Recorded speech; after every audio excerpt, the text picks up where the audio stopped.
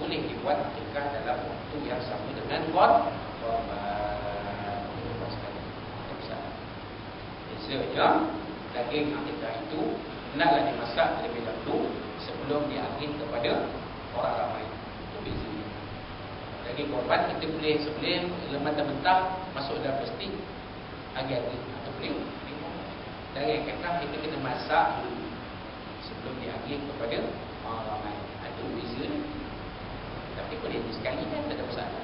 Kan? Kalau pengurusan korban pun kita dah tetapkan dah. Ni akikah, ni akikah. Dah tentu dah. Daging akikah tu kita rasa dalam besen lain dah. Ni jangan bercampur dengan daging korban. Ni akikah saja. Ada pula kita buat sub sub unit, unit kecil untuk memasak dengan akikah.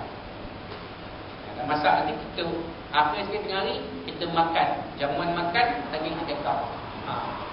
Dibuat gulai daging. Kan? Buat gulai daging, gulai kawah dengan nasi. Selesai. Kan? Wallahu a'lam. Baik. Ibnu Mas'ud tanya kepada Nabi sallallahu alaihi wasallam, "Ayyul amali afdal?" Apakah amalan yang paling baik? Qala as-salatu li waqtiha. Nabi sallallahu alaihi wasallam jawab, sembahyang pada waktunya. Nabi jawab, sembahyang pada waktunya. Maknanya kalau sembahyang subuh dengan zuhur, sembahyang subuh, waktu subuh lah, sembahyang zuhur lah, asar, maghrib, isyak pada waktu dia lah. Main tak mana fahaman mengatakan boleh sembahyang di jamak, sembahyang waktu itu ketika berada di rumah. Kaul mana dia main? Kalau kata ada kaul itu kaul yang terpencil dan hujahnya sangat lemah. Sebab Nabi dah jawab ni, solatu li waqtiha. Hadis ni pun Bukhari Muslim nak kata apa? Sembahyang pada waktunya, itu amal paling baik. Kita nak kira pula. Ini buat sembahyang jamak. Anak-anak kita sibuk, susah ni. Kita sampai di sekolah pukul 8 sebelum masuk jamak subuh sekali.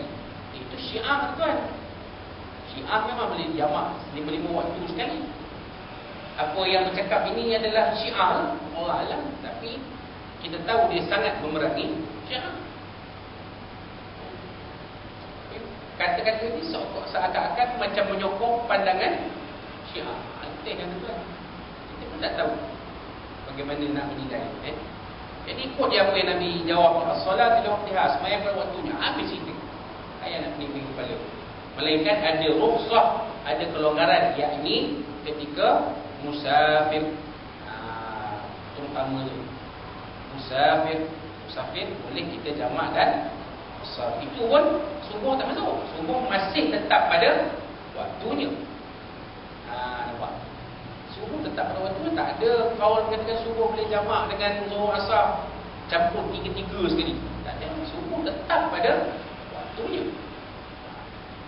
Kan? Habis itu. Qala qultu thumma ay. Qala Allah bin Mas'ud. Qultu, aku bertanya lagi. Thumma ay. Kemudian apa lagi ya Rasulullah?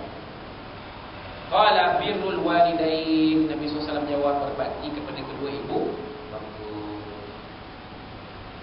Berbakti kepada ibu bapa macam-macam. Maksud berbakti ni macam-macam tuan. Ya. Dan tinggal orang tua boleh berbakti kepada kedua ibu bapa? Boleh apa tak boleh? Kita buatkan amal jariah untuk dia. Letak sini satu water cooler di surau ni. Kita niatkan pahala daripada kita meletakkan mewakafkan water cooler ini di surau ini untuk dihadiahkan kepada kedua orang tua, almarhumah, kedua orang tua. Apa tak boleh? Kita dapat pahala amal jariah, orang tua kita pun dapat pahala amal jariah. Bukan berkurang pahala ni Allah Ta'ala.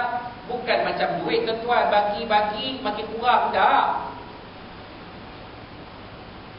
Kita dapat habuan sama banyak dengan orang tua kita dapat habuan tuan. Apa yang masalah? Apa yang kita nak buat? Kalau kita dapat, kalau orang tua kita dapat, kita hadiahkan misalnya katakan. Kita dapat, orang tua kita dapat 700 seorang. Arwah mak kita dapat 700, arwah ayah kita dapat 700. Kita pun dapat 700. Bukan kita tak dapat 1 sen pun. Dapat. Apa masalah? Buatlah. Hati-hati tadi itu arwah mak saya, arwah ayah saya. Kita berbakti pada waktu itu, walaupun waktu itu sudah termasuk dalam waktu Allah, kita boleh buat. Macam-macam. Berdoa yang baik. Dan yang lain. Qala qultu thumma ay. Kemudian Abdullah bin Mas'ud bertanya. Aku bertanya, thumma ay. Kemudian apa lagi ya Rasulullah? Qala al-jihad fi sabilillah. Dia berjihad pada jalan Allah Taala. Fama taraktu astazidu illa ar'an alaih. Tidaklah aku menyingkirkan persoalanku melainkan kerana meraihkan keadaan baginda sallallahu alaihi wasallam. Maknanya Abdullah bin Mas'ud tak menatap bertanya lebih lanjut lagi. Cukup 3. Kerana meraihkan keadaan baginda sallallahu alaihi wasallam, baginda ya, seorang yang sangat-sangat sempurna. Nabi sallallahu alaihi wasallam kita bayangkan Nabi sallallahu alaihi wasallam ni bukan nabi, bukan rasul dia. Nabi sallallahu alaihi wasallam ni ketua negara. Dialah presiden, dialah yang pertuan, dialah Perdana Menteri, dialah panglima, ketua Parlimen Angkatan Tentera, dialah ketua polis, dialah ketua hakim negara. Tuan-tuan bayanglah macam mana sibuk Nabi. Kita bayangkan tu. Jadi kata Ibn Mas'ud meraihkan. Sebab sahabat-sahabat Nabi tak suntak seperti dengan Nabi. Ada sahabat-sahabat Nabi memang aktif dalam kehidupan harian. Ada sahabat-sahabat Nabi yang kehidupan mereka hanya berkisar kepada menuntut ilmu agama daripada Nabi SAW, iaitu yang digelar sebagai ahli suffah. Mereka duduk di masjid Nabi, mengaji ilmu agama daripada Nabi. Kehidupan mereka ditanggung oleh sahabat-sahabat yang lain. Salah seorang daripada mereka ahli suffah ni ialah Abu Hurairah radhiyallahu anhu. Sebab tu Hurairah itu seorang yang alim dalam hadis, alim dalam ilmu fiqh. Sebab waktu Nabi SAW hidup 4 tahun Abu Hurairah bersama Nabi SAW ni, Abu Hurairah ambil peluang sepenuhnya mengaji ilmu agama. Tak ada buat kerja lain. Tak ada buat kerja lain. Bertani ke, berniaga ke, bertanam ke, mengambil kambing ke, berdagang ke, tak ada. Semata-mata duduk masjid Nabi mengaji ilmu. Mana Nabi pergi, dia ikut. Mana Nabi pergi, ikut. Nabi mengajar di masjid, dia ikut. Tapi siapa nak tanggung kehidupannya? Ditanggung oleh para sahabat yang lain. Nampak? Kan?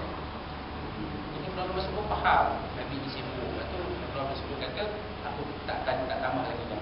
3 ni pun dah cukup baik dah. Sebab meraihkan keadaan baginda sallallahu alaihi wasallam. Pengajaran hadis.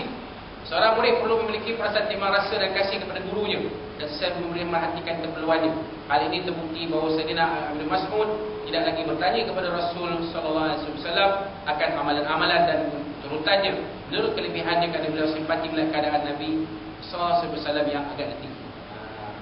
Sebab sibuk kan, usia baginda pun bukan muda, remaja, dah 50-an. Tuan-tuan yang umur 50-an macam mana? Rasa, adakah tuan-tuan rasa keadaan tuan-tuan sama macam usia 20 dulu? Cergas bila lari 100 meter 9.5 second, 90 saat, boleh?